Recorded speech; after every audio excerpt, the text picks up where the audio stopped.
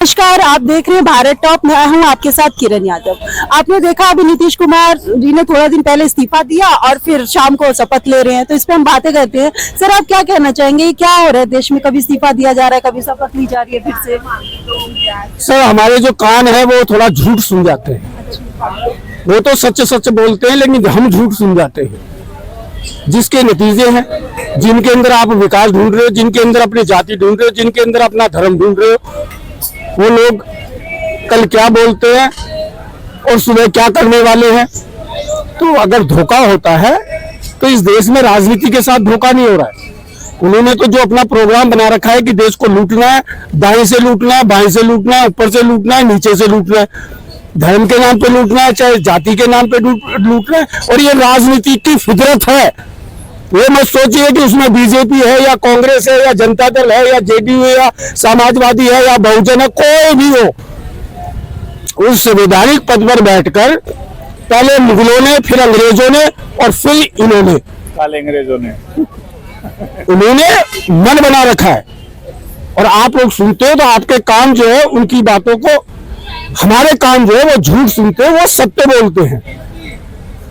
जो आप देख रहे हैं और देखते आए 75 साल हो गए। आप सोचते हो कि टाइल बिछ गई, आपका विकास हो गया क्या? आप ये क्यों नहीं मानते उस कंपनी को प्रमोट करने के लिए टाइलें बिछवाई गई है? क्योंकि उसको पैसा दिया होगा तभी हुआ होगा ना। विकास अगर होता तो आप लोगों के सिर देखते हो यहाँ पे किसी भी मीडिया के सामने, और उस मीडिया के सामने कोई बुजुर्ग नहीं है, नवयुवक रोड पे है। उससे आप अंदाजा लगा सकते हो कि इस देश की राजनीति को, इस देश की और आपकी क्या चिंता है। वो कुर्सी के उपासक बनके ना बैठे। सर, आपका तो कहना बहुत विकास हुआ है, सर कह रहे हैं कोई विकास ही नहीं हुआ है। नहीं, विकास तो मानसिक विकास हुआ है ना। लोग अपने आप को ज्यादा स्वतंत्र समझने लग गए, आर्थिक दृष्टि से अपने आप को ज्यादा स्वतंत्र समझने लगे, सांस्कृतिक दृष्टि से अपने आप को स्वतंत्र समझने लग गए, वैचारिक दृष्टि से कि मैं बड़ा विचारवान आदमी हूँ। ये विकास हुआ है ना। बाकी तो बेरोजगारी पे तो अभी ज्यादा काम नहीं हुआ। जनता का विकास हुआ है, राजनेताओं के दिमाग का मानसिक विकास नहीं हुआ, उनका सभ्य संस्कृति का विकास नहीं हुआ। और इतनी उम्र दराज हो गए, वो मंचों पे, खुले मंचों पे इस तरीके से बोल रहे, किसको गुमराह करना चाह रहे, किससे झूठ बोल रहे। वो कहे कि अपने दल से झूठ बोल रहे हैं, या अपने पद से झूठ बोल रहे हैं, या इस देश के आम जन से झूठ बोल रहे हैं, किससे झूठ बोल रहे हैं, ये है सवाल। सर, आप किसी को बता सकते हैं कि जो सही में सही है? अरे आपको कहीं पे सही बोलता हुआ नजर आ रहा हो, आपने भी सुना हो, तो आपके कान भी यकीन करेंगे। अरे अपने कानों पे भरोसा रखो ना, मेरे ऊपर क्या भरोसा रखो? मैं क्या बोल रहा हूँ?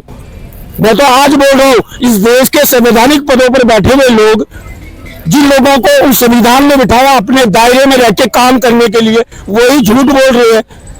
तो मेरा तो स्वाभाविक है मैं तो उनसे बड़ी झूठ बोलूं। लेकिन ये है, आम जन फिर भी झूठ नहीं बोल रहा हुआ, लेकिन वो जितने बड़े पदों में बैठे वो बड़ी बड़ी झूठे बोल पा रहे।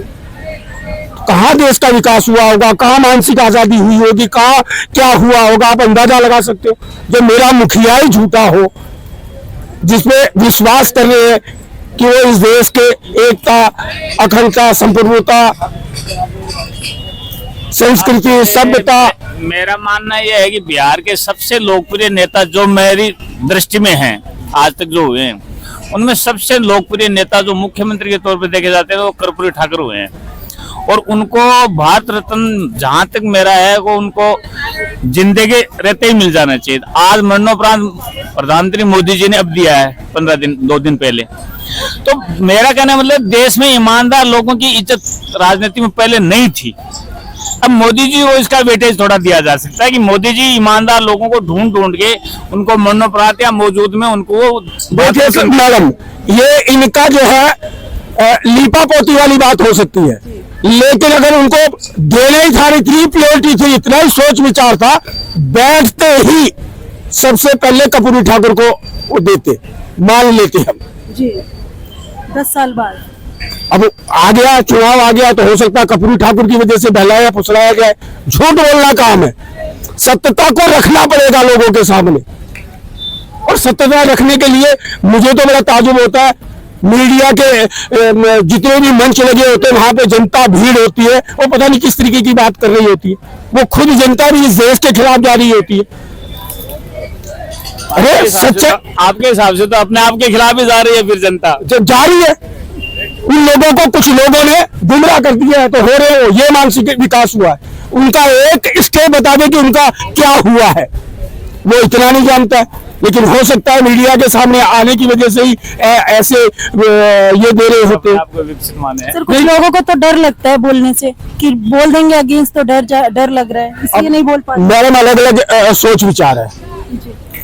हमारी राजस्थान की धरती पे तो ऐसे ऐसे लोग हुए हैं जिन्होंने बहुत से प्रलोभन दिए, तो भी महाराणा प्रताप जैसी शख्सियत ने नहीं एक्सेप्ट किया। हमारी धरती तो ऐसा सिखाती है और ऐसे परवरिश करती है वहां की मिट्टी। तो आखिर सर लोगों के पास तो ऑप्शन ही नहीं ना, वो ऑप्शन आप क्या ऑप्शन समझते हैं? इस देश के अंदर 543 युवा नहीं है, 543 युवा चाहिए। ऐसा कुछ नहीं है अनुभव कुछ का। संविधान है, यहाँ के नियम कानून है। अगर यूनिवर्सिटियां बनी हुई है, पैसा खर्च किया है देश ने, अगर वो यूनिवर्सिटी से शिक्षित हो चुके हैं तो 25 साल में प्रधानमंत्री बने। 543 आदमी अपने में से चुनकर एक प्रधानमंत्री बनाए और बहुत अच्छा विकास होगा और बहुत कुछ अच्छा होगा। सर नीतीश कुमार के बारे में आप क्या? उनके बारे में जग जाहिर है, वो बंदर वाली गुलेटी मारते, कभी भी कहीं पे भी कैसी भी गुलेटी मारते। जनता जाए भाड़ में, बिहार जाए भाड़ में, संविधान जाए भाड़ में। उनको वो अपने पद के उपासक है। वो मुख्यमंत्री की जो गरिमा है उसके उपासक नहीं है, वो देश के संविधान के उपासक नहीं है, वो आम जन के उपासक नहीं है, वो राष्ट्र के उपासक नहीं है। ऐसे लोगों के बारे में पूछ रही है, जग जाहिर है वो है कि नहीं बोल पाते। बारे में पूछा जाए कौन है ही आखिर आप बताइए। राहुल गांधी ऐसे हैं, नरेंद्र मोदी भी ऐसे हैं, नीतीश कुमार भी ऐसे ही हैं, सब तो एक ही जैसे हो गए, तो बचा कौन? अगर उन्होंने भी काम किया होता तो जनता के साथ में धोखा कर लेते, मेंबर ऑफ पार्लियामेंट होके जनता के साथ झूठ बोल लेते। उन्होंने अगर फॉलो किया था, उन्होंने कुछ नया लाए होते तो होता क्या? जनता का जवाबदेही कौन इस देश के अंदर? प्रधानमंत्री ने जवाबदेही है ना राजनीतिक पार्टियां देने के लिए, तो कौन है जवाबदेही? किससे सवाल किया जाए? जनता के लिए तो बहुत बड़ी वीडियो बना है ना, बहुत बड़ी तकलीफ है ना, किससे सवाल किया जाए और क्या सवाल किया जाए? अरे उनका पहले उनका ही चरित्र देख लो। तो ऐसे चरित्र के बारे में और उनको बढ़ावा देने का भी पत्रकार, चाहे इलेक्ट्रॉनिक मीडिया हो, सोशल मीडिया हो या प्रिंट मीडिया हो, और जिन लोगों को इनके बढ़ावा देने से आए हुए व्यक्ति का जाना भी बहुत बुरा होता है। हो सकता है नवयुवकों का देश है, अब के बाद 2024 के लोकसभा इलेक्शन में कुछ नया देखने को मिले। जितना राजनीतिक दल, कोई भी राजनीतिक दल हो, चाहे कोई मीडिया हो, कुछ भी कह रहा हो, लेकिन मुझे उम्मीद है कि अगर यहाँ पे यूनिवर्सिटी है, शिक्षा है, तो समझ गए होंगे और वो कुछ नया दिखाएंगे, भारत को नई राह पे लेके जाएंगे यूथ। ये बिल्कुल फैक्ट है, उम्मीद है। और नहीं हो पाता तो इस देश के दुर्भाग्य भी होगा अगर नहीं हो पाया। ये है। तो देखो, राजनीतिक लायक व्यक्ति नहीं, जो आदमी 2 दिन पहले क्या बोल देता है कि भाई मेरे को किसी पार्टी में नहीं जाना, मैं मर जाऊंगा, कुछ भी कर लूंगा, तो मैं बीजेपी के साथ नहीं जाऊंगा। आज फिर बीजेपी से वो गलबैयां मिला रहे हैं, उनके साथ में समर्थन लेके दोबारा सरकार में साथ, तो ये तो एक निकृष्टता की पराकाष्ठा है। निकृष्ट राजनीति समर्थन ही क्यों दे रही है? अरे मैडम, यही तो पूछने की बात है कि बीजेपी की पूछ उसके किस पैर के नीचे कहाँ तक दब गई है? वो उसने तो कह दिया और वो आ रहा है तो वो चुरा रहे हैं। ऐसा कौन सा पार्ट बढ़ा दिया? बीजेपी को तो फायदा, मैं ये समझ रहा हूँ बीजेपी क्यों उसके साथ हो रखी है। मेरा ऐसा मानना है कि बीजेपी को तो 400 से ऊपर सीटें चाहिए और उसके लिए नीतीश कुमार का उनके साथ होना जरूरी है। मैं आपको सीटों के लिए कुछ भी किसी को भी हाँ, देश को भी बेच सकते हैं, बिक रहा है ना, देश को भी बेच सकते हैं, बिक रहा है ना, इसमें कोई डाउट भी नहीं। देश को भी बेच सकते हैं। देखो अभी आप, मैं भी क्या बोला, स्वतंत्रता सिर्फ इतनी है कि आप किसी को गाली निकाल दोगे, किसी के लिए कुछ भी कर दो, बाकी क्या स्वतंत्रता है? बाकी क्या स्वतंत्रता? आप देखिए आज एक वर्ग विशेष ही तो आज तक बैठता है हर जगह। पत्रकारिता में कौन लोग हैं? आप समझो, पत्रकारिता में कौन लोग हैं? बड़ी लॉबी, IAS लॉबी है, उनमें कौन लोग हैं? जुडिशरी में कौन लोग हैं? तो कहाँ स्वतंत्रता है बताओ जरा। सब लालची तो है ना। तो बीजेपी को भी लालच है कि वो कुछ और अपना बढ़ाओ, सीटें मेरे को ऐसी आ जाए कि मेरे को किसी से कुछ पूछने की जरूरत नहीं पड़े। इसलिए नीतीश कुमार जी को, क्योंकि नीतीश कुमार जी का एक अपना वोट बैंक है, लंबे टाइम से राजनीति है, लोअर तबके से आते हैं, तो उनका अपना एक वोट बैंक है। उस सेट बैंक के लिए बीजेपी उनको साथ है और वो फायदा उनको मिलेगा। लेकिन देश के अंदर नवयुवक जाग चुके हैं और वोट बैंक सबका खत्म है। अब की बार आपको नया देखने को मिलेगा, जिसके दिल में राम भी बसता हो, रहीम भी बसता हो, गुरु नानक भी बसता हो, ईसा मसीह भी बसता हो, क्योंकि इस देश का संविधान सभी को बसने और सभी को प्यार मोहब्बत के से रखने का ही है। तो आप अपने क्षेत्र से ऐसा युवा देखो, ऐसे युवाओं को प्रमोट करो जिससे वो प्रधानमंत्री बन पाए और देश का। मेरा ये कहने का मतलब है कि बीजेपी जो है वो दो तरीके से पॉलिटिक्स करती है। पहला तो अगर आप जाओगे बिहार में, जैसे पिछली बार नीतीश कुमार ने बीजेपी का साथ छोड़ के जेडीयू के साथ गए थे, जेडीयू आरजेडी के साथ जो भी गए थे, लालू यादव की जो पार्टी है, तो उसमें उन्होंने बोला कि यहाँ पे डेथ ऑफ डेमोक्रेसी हुई है। पर जब यही चीज बीजेपी इधर मध्य प्रदेश में करती है, ये चीज बीजेपी महाराष्ट्र में करती है, तो वहां पे बोलते हैं चाणक्य नीति। किसकी चाणक्य नीति? अमित शाह की चाणक्य नीति, मोदी की चाणक्य नीति बोलते हैं। पर यही चीज जब बिहार में होती है तो डेथ ऑफ डेमोक्रेसी होती है, लोकतंत्र की हत्या होती है।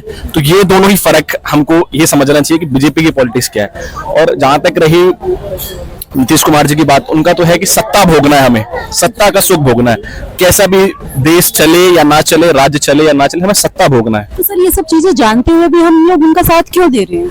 हम लोग इसका साथ इसलिए दे रहे हैं क्योंकि जैसे अब बिहार की बात करते हैं ना, तो बिहार के जो लोग हैं वो कम पढ़े लिखे लोग हैं। मतलब कम पढ़े लिखे, वहां पे सबके पास एजुकेशन नहीं है, तो बहुत अमीर है या तो बहुत गरीब है, ठीक है। तो अब बिहार में आपने देखा होगा कि लोग ये सोचते हैं ना कि जैसे मैं यादव जाति का हूँ या वो कुर्मी जाति का है, तो मेरे जाति का जो पद प्रधान है ना, मतलब अच्छी पोस्ट पे वो बैठे, जैसे मुख्यमंत्री मेरी जाति का हो जाए।